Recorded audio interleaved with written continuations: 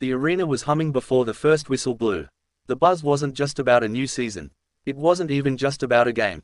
It was about a moment. A moment so rare in sport that you could feel its weight pressing into the seats, hanging in the air above the court like electricity before a storm. And at the center of it all stood Caitlin Clark. For those who had followed her meteoric rise from Iowa to Indiana, this was the culmination of a journey that shattered every record, every doubt, and every expectation. She wasn't just the #1 pick in the draft, she was the face of a cultural shift. A 22-year-old who had turned college basketball into a primetime event, who had brought eyes and dollars and headlines to a league that had long deserved more. Her WNBA debut was more than just a first game. It was an event, a flashpoint, a milestone. Geno Auriemma, who's seen more in basketball than most could ever imagine, looked out over the crowd in Uncasville and admitted he'd never seen anything quite like this. This was beyond sport. It was transformation in real time. The arena was packed. The lights were hot. The fans, many wearing fresh Clark jerseys, some with the tags still dangling, stood and roared as she stepped onto the court in her iconic number 22. The atmosphere said home game. But this was not Indiana. This was Connecticut. The WNBA had changed. And Caitlin Clark hadn't even played a minute. Before the season, league officials made the decision to fund charter flights for teams, a $50 million investment in the future. The Fever flew to Connecticut in luxury, not because of tradition, but because of momentum.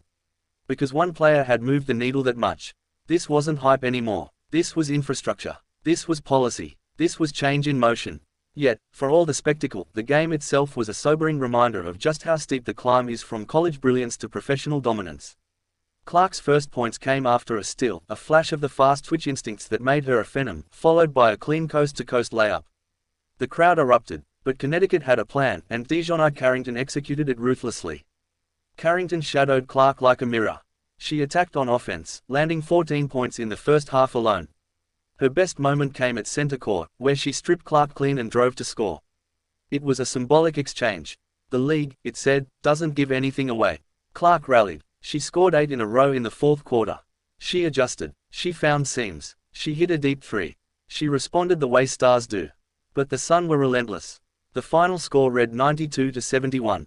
A loss. A lesson. A beginning. Clark finished with 20 points and 3 assists. She also finished with 10 turnovers, the most by a WNBA debutant in league history. A jarring stat. A harsh truth. She had dominated college. But the WNBA is different. Faster. More physical, less forgiving. Carolyn Peck, former WNBA coach and current broadcaster, saw what many saw, a player who will learn quickly. This might be the worst game she has in her WNBA career, Peck said, not as criticism, but as reassurance. As truth. It wasn't the fairy tale her fans had hoped for. But it was honest. It was real. It was professional basketball. Even Connecticut, savvy in their role as the villain on this historic night, leaned into the energy. The Jumbotron flashed, Fever bandwagon cam, calling out fans who had only just discovered the franchise thanks to Clark's arrival. The crowd laughed. The moment was acknowledged. The transformation of the league was happening in plain sight. The Suns' Tasha Harris nailed back-to-back threes in the early minutes, building a double-digit lead before Clark had even found her rhythm. That rhythm did eventually arrive, but by then the game was slipping away. Still, Clark's presence never faded. She remained the focal point of every possession. Every defensive scheme was designed to contain her. Every broadcaster followed her every move. The arena's eyes never left her. Because whether the stat line sparkled or stumbled, Caitlin Clark was the story. She is the reason new fans tuned in. She is the reason ticket sales surged. She is the reason charter flights became a reality. She is the reason ESPN started leading with WNBA highlights.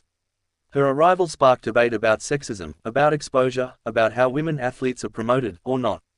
She became an unintentional mirror to society, forcing it to ask why it had taken so long to give women's basketball its due.